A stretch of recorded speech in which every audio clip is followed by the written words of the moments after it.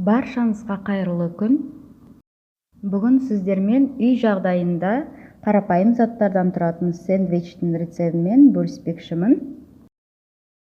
Ол үшін ең алдымен нанымызды видеодағыдай қалыңдау етіп 3 данасын кесіп алатын боламыз. Одан бөлек тағы да 3 данасын жіңішке етіп кесіп дайындап қоямыз. Достар, менің қазақша контентті каналымды қолдап, тіркеліп қоюды ұмытпаңыздар.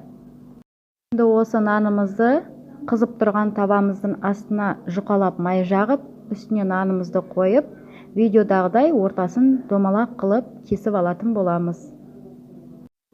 Өте ерекше тойымды тағамның бір түрі таңғы асқа. Алып тастаған жерімізге 1 дана жұмыртқаны жарып саламыз.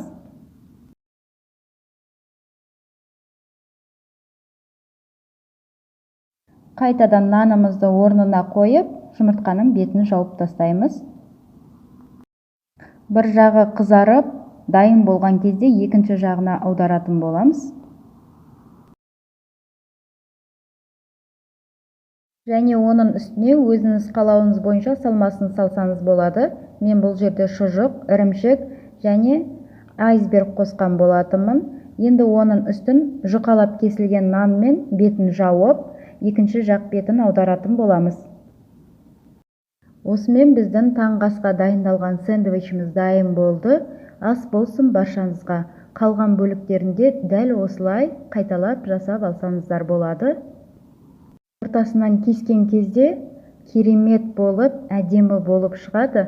Тәбетіңізді ашып тұратыны сөзсіз. Видео ұнаған болса, лайк басып, комментарий қалдыруды ұмытпаңыздар.